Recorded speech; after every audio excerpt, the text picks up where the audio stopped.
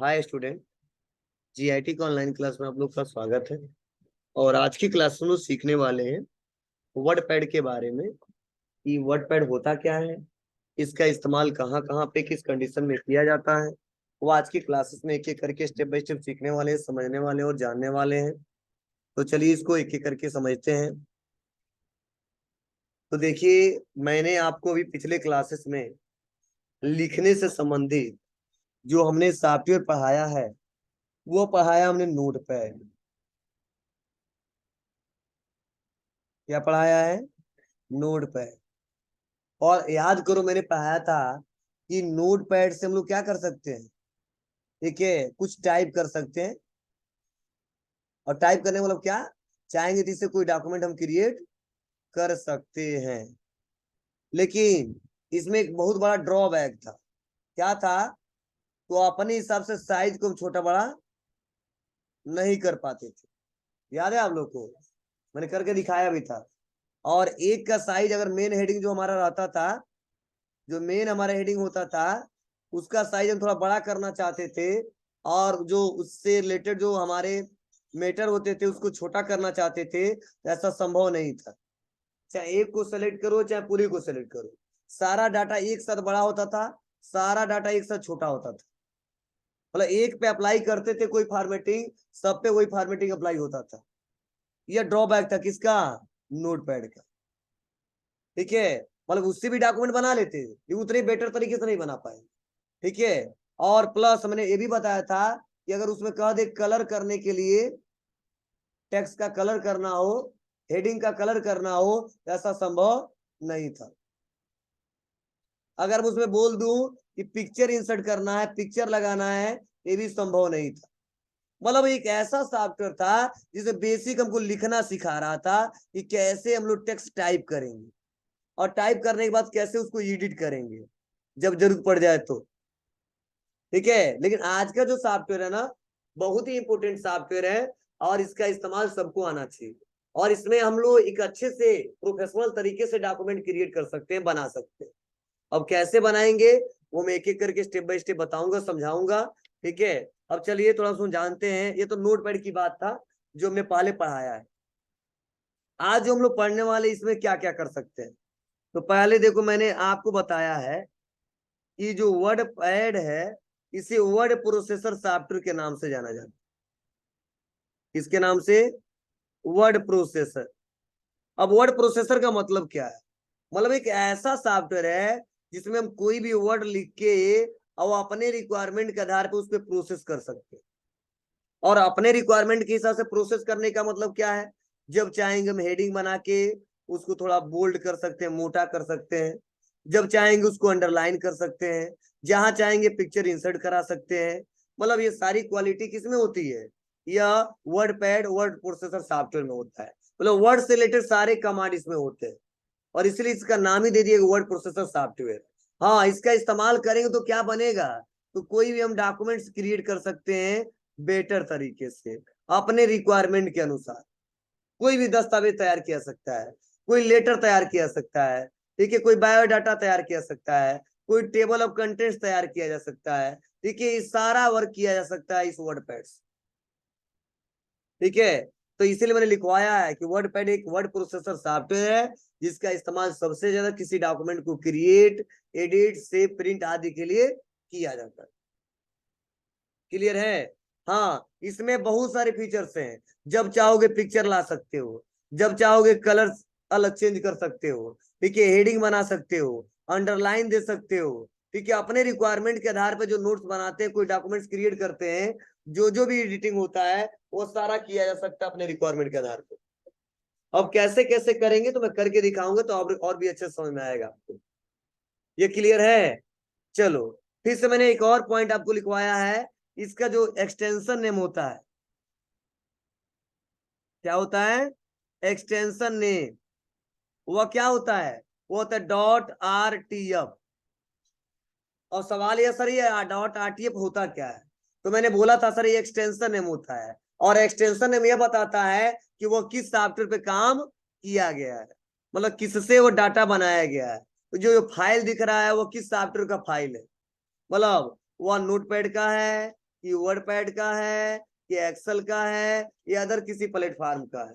मतलब यही इंडिकेट करके हमको बताता समझाता है कि ये डॉक्यूमेंट जो फाइल बनाया गया वो किस सॉफ्टवेयर पे बनाया गया। ठीक है, तो यही मैंने लिखवाया .rtf। क्लियर है। और फिर से मैंने सेकंड लिखवाया है कि इसमें जो बाय डिफॉल्ट जो फॉन्ट नेम होता है वह होता है क्या, कैलिबरी। मतलब फॉन्ट नेम का मतलब क्या है, सबका हैंडराइटिंग एक जैसा नहीं होता है, अलग अलग होता है।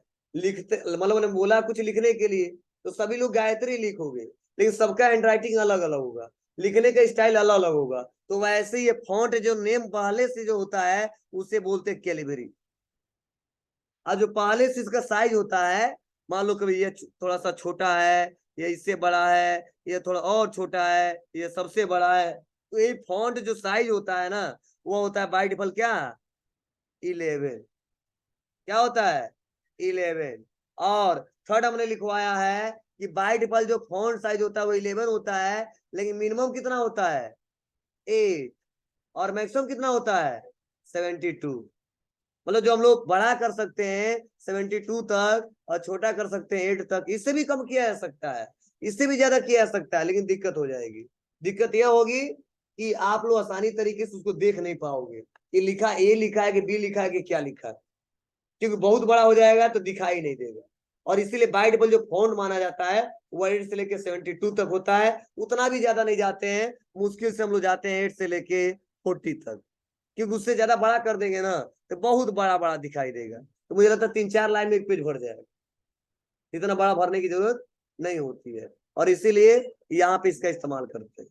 ये क्लियर है सबको, मतलब जितना मैं बताया हूँ इतना समझ में आ रहा है आपको ना क्या। मतलब जो नोट पैड हमने पढ़ाया था उसमें कुछ कमियां थी, लेकिन अगर नोट पैड आप अच्छे से नहीं सीखे हो तो आपको थोड़ा दिक्कत होगी। ठीक है, जैसे मान लो जो लोग नए आए हैं तो आप लोग को थोड़ा नया लगेगा कि ये कहाँ कहाँ क्या कर रहे हैं, लेकिन फिर भी समझ में आ जाएगा। मैं लैब में थोड़ा बहुत हेल्प करवा दूंगा।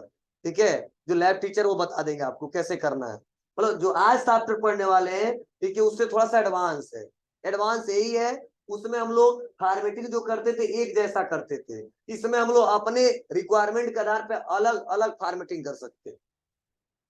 ठीक है, दूसरा फायदा यह है उसमें हम लोग कलर नहीं कर पाते थे, इसमें हम अपने हिसाब से जिसको जो कलर देना है, जिस हेडिंग को देना वह हेडिंग का कलर दे सकते हैं, उस टेक्स्ट का कलर दे सकते हैं, अंडरलाइन लगा सकते हैं। देखिए ये सब है। उसमें पिक्चर इंसर्ट नहीं करा पाते थे, इसमें पिक्चर इंसर्ट करा के आप उसके बारे में लिख भी सकते हैं, कुछ ड्राइंग भी कर सकते हैं इस पे। ये सारे फीचर्स इसमें वर्ड पैड में दिया गया है, और इसीलिए इसका इस्तेमाल हम लोग ज्यादा करते हैं, ठीक है, नोट पैड की अपेक्षा। लेकिन दोनों आना चाहिए बेटर तरीके से।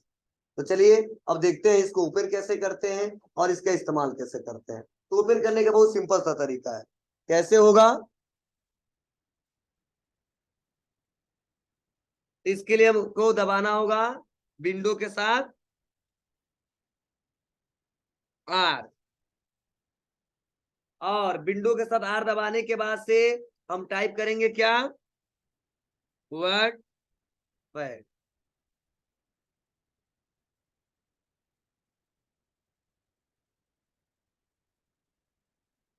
ठीक है बाबू, अब चलो, बहुत बतिया रहे हो तुम लोग। आज यहाँ पे जब कोने में आओगे, सभी शांत रहे, ये कोने में आओगे, यहाँ पे बाय डिफॉल्ट हमेशा 3 बटन दिखाई देगा, इसमें एक बढ़ा दिया गया है, हमने अपने हिसाब से बढ़ा घटा सकते हैं इसको।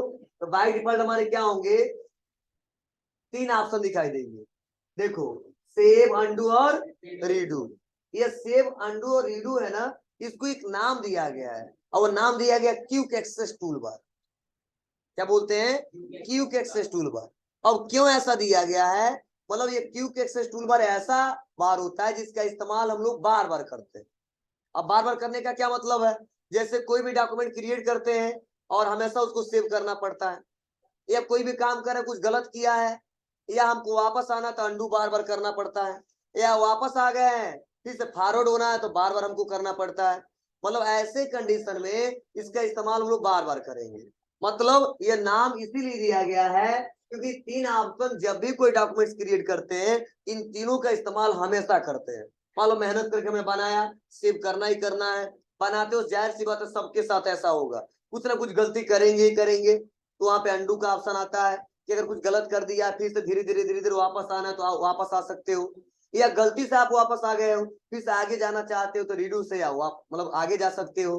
तो इसका एक नाम दे दिया गया क्विक एक्सेस टूल बार। हाँ, क्विक एक्सेस टूल बार को कस्टमाइज किया जा सकता है अपने हिसाब से, मतलब कुछ ऑप्शन घटा भी सकते हैं, कुछ ऑप्शन बढ़ा भी सकते हैं, ठीक है। लेकिन हमेशा ध्यान रहे ना, यहाँ पे जब भी कोई पूछे सेव अंडू और रीडू ऑप्शन किस बार में पाया जाता था, क्या जवाब देंगे? Quick access tool bar. और क्यों नाम दिया गया क्विक एक्सेस टूल बार? क्योंकि एक ऐसे ऑप्शन है जिसका इस्तेमाल वो लोग क्विकली बार बार करते हैं, हमेशा करेंगे। जब भी कोई नोट्स बनाएंगे, कोई डॉक्यूमेंट्स क्रिएट करेंगे, कोई क्वेश्चन पेपर तैयार करेंगे, ठीक है, हमेशा करना पड़ेगा। क्लियर है? बोलो, इसमें कोई किसी को कोई दिक्कत? तो जो चलो जो नए हैं वो एक बार नोट कर लेंगे, ठीक है। यहां से लेके और ये जो यहाँ तक ये पट्टी जो दिखाई दे रहा है इसे नाम दिया गया क्या? Title bar.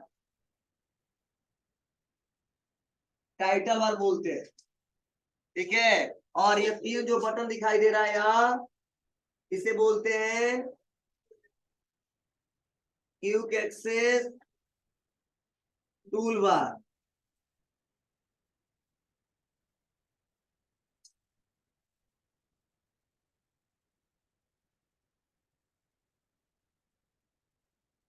ठीक है। और इसमें बाय डिफॉल्ट कितने बटन है? बोलो। तीन हमेशा रहते हैं, सेव अंडू और रीडू। तो परेशान मत होना, कुछ ऐसा आएगा जो ऐसे दिख रहा बॉक्स के रूप में, इसे हम बोलेंगे सेव। क्या बोलेंगे? सेव। ये जो दिखाई देगा इसे बोलते हैं अंडू, और ऐसे जो ये रो बना रहेगा इसे बोलेंगे रीडू।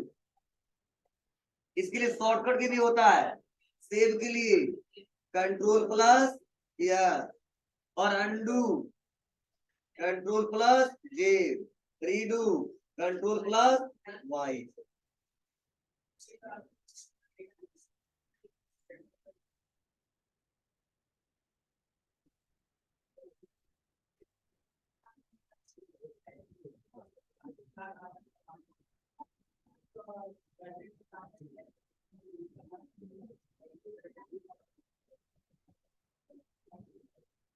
क्लियर है?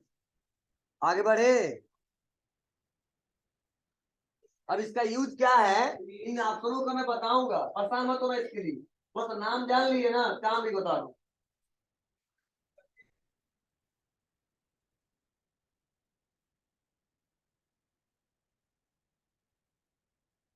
चलिए हटाओ इसको, देखिए थोड़ा सा और आगे बढ़ते हैं, आज इंट्रो ही रहेगा इसका।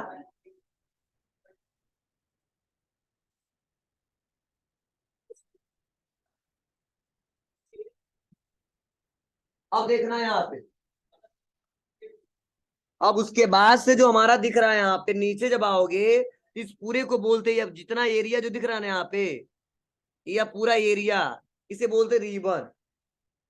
क्या बोलते हैं जी? रिबन। यह रिबन है। हम अपने रिक्वायरमेंट के आधार पे इस रिबन को हटा बस, मतलब ला भी सकते हैं और हटा भी सकते हैं, और इसके लिए शॉर्टकट के भी लिखवाया था आपको। अब कहाँ से?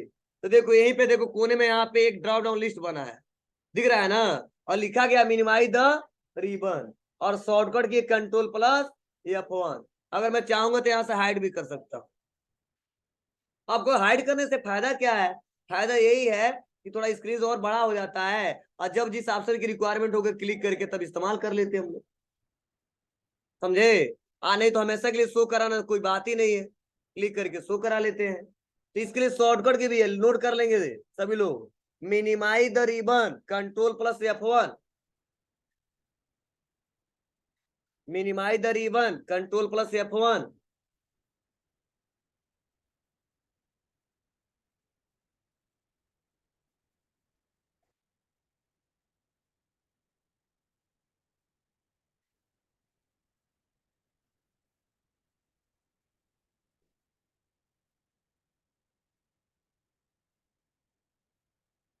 क्लियर है बाबू? अब देखो, इस रिबन के अंदर ना हमारे टैब होते हैं, मेनू होते हैं, जैसे home tab, view tab. Home मेनू, व्यू मेनू, तो कह लो मेनू बोलते हैं, होम मेनू, व्यू मेनू, या बोल सकते हैं होम टैब और व्यू टैब। तो परेशान मत होना, अगर कोई टैब कहता है तो भी सही है और मेनू कहता है तो भी सही है। नहीं, इस पूरे को क्या बोलते हैं, पूरे को मेनू नहीं बोल सकते हैं, इसे रिबन बोलते हैं। क्या बोलते हैं? रिबन बोलते हैं। और इस रिबन का क्या काम है, आप अपने रिक्वायरमेंट के आधार पे इस डाटा, इस ऑप्शन को शो और हाइड कर सकते हो जब जैसा रिक्वायरमेंट हो। तो हमेशा शो और हाइड करते नहीं है, बाय डिफॉल्ट जो ऑप्शन आता है उसका हम लोग इस्तेमाल करते हैं। तो क्लियर है सबको? होम व्यू क्या है? यह टैब है, मेनू है, home tab, view tab, home मेनू, व्यू मेनू। क्लियर है? अब इन टैब के अंदर हमारे अलग अलग ग्रुप बनाए गए हैं। कौन कौन से? देखो यहाँ पे लिखा है क्लिपबोर्ड ग्रुप, उसके बाद दिया है फॉन्ट ग्रुप, उसके बाद दिया है पैराग्राफ ग्रुप, उसके बाद से दिया है इंसर्ट ग्रुप, उसके बाद दिया है एडिटिंग ग्रुप। मतलब ये ग्रुप है हमारे, समाया। और इन ग्रुप के अंदर क्या है, बहुत सारे ऑप्शन है। जैसे यहाँ पे देखो, कट, कॉपी, पेस्ट, दिख रहा है आपको ना, बोल्ड, इटैलिक, अंडरलाइन, ये सब क्या है? बोलिए, ये सब क्या है? ये हमारे ऑप्शन है। और इन्हीं ऑप्शनों का इस्तेमाल करके हम लोग एक डॉक्यूमेंट्स तैयार करेंगे। ठीक है, कोई क्वेश्चन पेपर बनाएंगे, कोई भी अगर हमको कंटेंट्स तैयार करने, कंटेंट्स तैयार कर लेंगे। यह इसी से संभव है, हो जाएगा, कोई दिक्कत तो नहीं है, समझ में आया ना? अब उसके बाद से चलो नीचे आते हैं। और यहाँ पे देखो, ये स्केल जैसा दिख रहा है आपको, दिख रहा ना, 1 से लेके और यहाँ पे देखो 5 तक गया है। ये क्या है? इसे बोलते हैं रूलर बार। क्या बोलते हैं?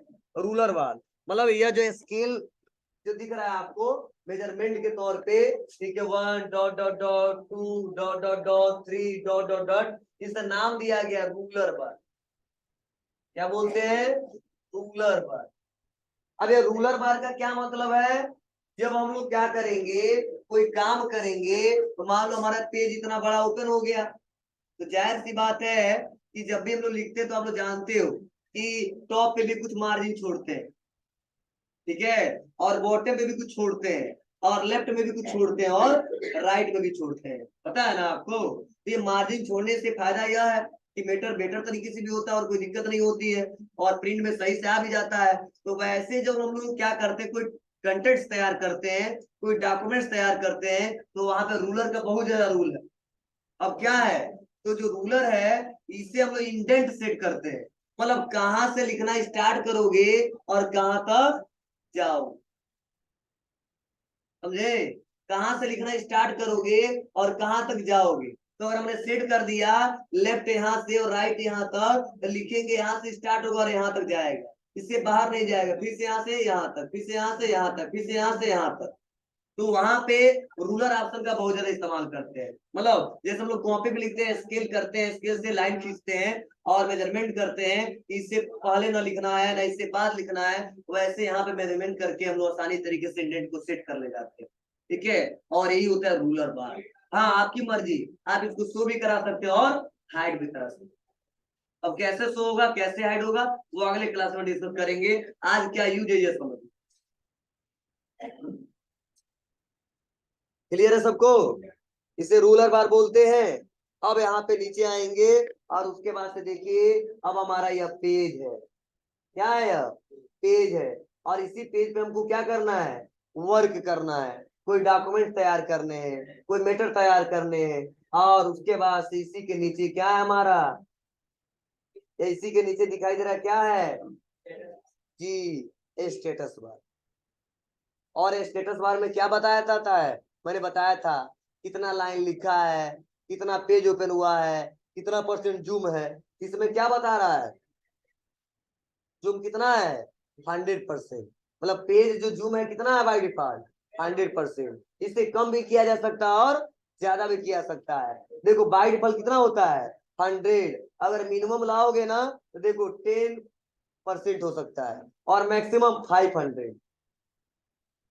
और समझ सकते हो?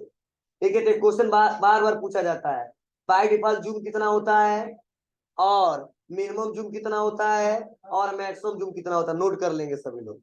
By default zoom 100%, minimum zoom 10%, maximum zoom 500। Note कर ले कॉपी में।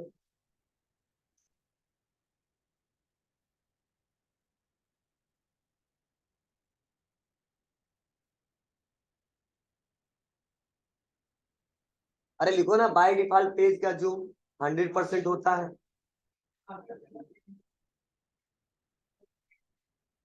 हो गया। मिनिमम जूम 10% होता है और मैक्सिमम जूम 500% होता है। 500% होता है।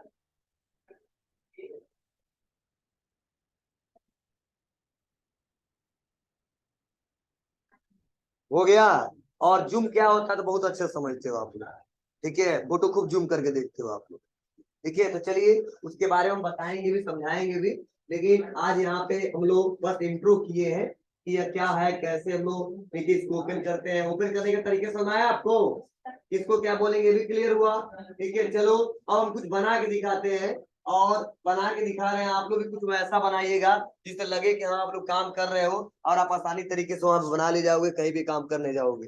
तो चलो एक एग्जाम्पल के साथ बताते हैं। और आपके पास नोट्स भी है, बुक भी है, जो मैटर मिले वो लिख दीजिएगा। और जैसा जैसा मैं सिस्टमेटिक तरीके से बता रहा हूँ समझिएगा। तो इसके लिए सपोज मान लो हमको कोई, जैसे मान लो हमारे यहाँ जो भी कोर्सेस हैं और किस कोर्सेस में क्या पढ़ाए जाते हैं, ठीक है, वो हमको मान लो मेंशन करने हैं। ठीक है, एक लिस्ट बनाना है सपोज। तो उसके लिए हमको करना क्या पड़ेगा? ठीक है, जैसे मेन टॉपिक ही हमारा है, सपोज किसी का एडमिशन हुआ किसमें, डीसीए में।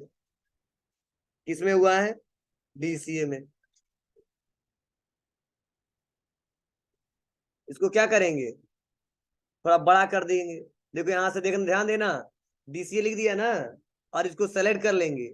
अब देखो इसको यहाँ से देखो, यहाँ दिख रहा ना ग्रो फॉन्ट और स्ट्रिंग फॉन्ट। ग्रो फॉन्ट से देखो बड़ा कर लेंगे, ऐसे हो रहा है।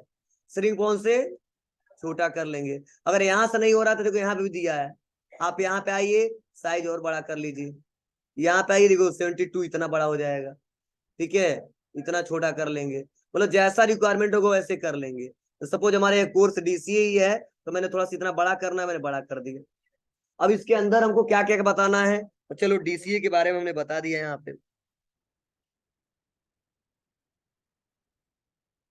कैप लॉक ऑन करते हैं।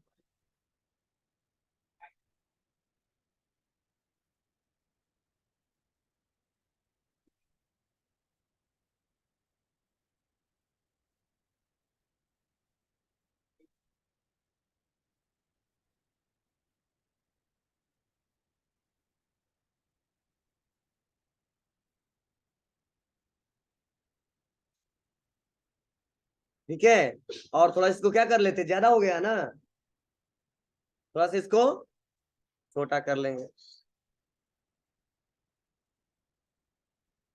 और उसके बाद से यहाँ पे आने के बाद से अब क्या करूंगा, इंटर बटन दबा दूंगा या नीचे आ जाऊंगा। और नीचे आने के बाद से मान लो हमको सिलेबस क्या क्या पढ़ाना आपको बताना है, समझाना, लिस्ट एक क्रिएट करना है। तो हम दबाएंगे क्या, 1 डॉट। ठीक है, और फर्स्ट में हमको बताना होता है कंप्यूटर फंडामेंटल। कैप लोग बंद कर देते हैं, कंप्यूटर फंडामेंटल। फिर से सेकेंड में 2 पॉइंट बताना होता है ऑपरेटिंग सिस्टम। थर्ड बताना होता हमको एमएस ऑफिस। फोर्थ हमको बताना होता है इंटरनेट। 5 में हिंदी टाइपिंग, देख लो हिंदी टाइपिंग की तरफ बाद आएगा। 6 में हमको बताना होता टैली। ऐसे बना दिया लिस्ट। उसके बाद से 7 में हमको बनाना होता है एमएस एक्सेस। एमएस ऑफिस में बहुत सारे आ जाते हैं, लेकिन कुछ वर्जन इसमें पढ़ाए जाते हैं और इसमें कुछ पढ़ाए जाते हैं, तो बता दिया एमएस एक्सेस। उसके बाद से 8 पॉइंट एमएस आउटलुक, उसके बाद से 9 में हमने बता दिया क्लाउड कंप्यूटिंग।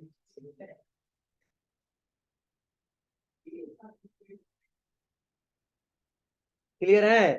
तो ऐसे अगर मान लो हमको लिस्ट एक तैयार करना, कर लिया ना, बोलो, सिंपल है। लेकिन मैं सोच रहा हूँ नहीं, जैसे नोट पर मैं लिस्ट तो बना ही ले रहा था, ऐसा बनाना आराम से बना लेते, लेकिन इसमें देखो हम अच्छे से फॉर्मेटिंग कर सकते हैं। मान लो हमारा ये मेन हेडिंग है, इसको मैं क्या करूंगा, इसको सेलेक्ट कर लूंगा, ठीक है।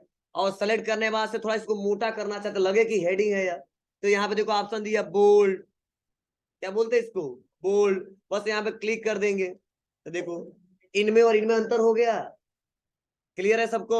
अब मैं सोच रहा हूँ नहीं ये हेडिंग मेन है, इसको थोड़ा अंडरलाइन भी कर दे और भी अच्छा लगेगा। तो यहाँ पे सेलेक्ट करेंगे और यहाँ भी दिया क्या, अंडरलाइन, बस यहाँ क्लिक करके अंडरलाइन कर देंगे, आ गया। अब कलर भी हम थोड़ा चेंज करना चाहते हैं, सेलेक्ट करेंगे और सेलेक्ट करने के बाद से देखो यहीं पे ऑप्शन दिया है कलर, टेक्स्ट कलर, बस यहाँ पे क्लिक कर देंगे, हो जाएगा। मतलब यह इसमें थोड़ा सा फीचर्स अलग दिया है और अच्छा भी दिया है, और आप अपने हिसाब से इसमें डॉक्यूमेंट्स क्रिएट कर सकते हो, बना सकते हो, इस्तेमाल कर सकते हो। तो पहले मैं बताने की कोशिश कर रहा हूँ, ध्यान देना, आप कुछ भी लिखना और लिखने के बाद से कुछ ऐसा ही तैयार करना, और तैयार करने के बाद से एक एक ऑप्शन का यूज करना। अब कैसे इस्तेमाल करेंगे, तो मैंने अभी बस नॉर्मल बेसिक मैंने पॉइंट्स आपको बताया, समझाया है, और मैं एक एक ऑप्शन के बारे में आपको बताऊंगा, समझाऊंगा। तो देखिए सबसे पहला जो ग्रुप दिया है, कौन सा दिया है, क्लिप बोर्ड, और इसमें कितने ऑप्शन दिए हैं, कट, कॉपी और पेस्ट, 3 ऑप्शन। तो आप बताओ, कॉपी के बारे में लगभग सभी लोग जानते हो, कॉपी क्या करता है। जैसे मान लो एक और नया, मान लो सपोज इतना बताना था, बता ही दिया, लेकिन अगला जो टॉपिक हम लोग का है ना, वह है सपोज हमारा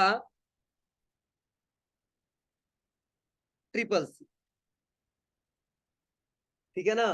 अब ट्रिपल सी के बारे में हमको बताना क्या क्या हमको पढ़ाना है, तो जाहिर सी बात है डीसीए में भी हमारा कंप्यूटर फंडामेंटल है और ट्रिपल सी में भी फंडामेंटल है। तो मैं सोच रहा हूँ एक तो तरीका यहाँ पर लिखूं, और एक तो तरीका लिखा है पहले से, वही मैटर क्या कर लूं, सेलेक्ट कर लूं, और सेलेक्ट करके कॉपी कर लूं, और कॉपी करके लाके यहाँ पे बस इंटर दबा के और यहाँ से पेस्ट कर दूं, आ गया। मतलब यही मैटर यहाँ पे भी चाहिए और यहीं पे यहाँ पे भी चाहिए। एक तो अच्छा लिखना, लेकिन लिखो टाइम है तो, और नहीं टाइम है तो जहां जहां पे जरूरत पड़ेगा बस कंट्रोल सी करो और कंट्रोल भी कर दो।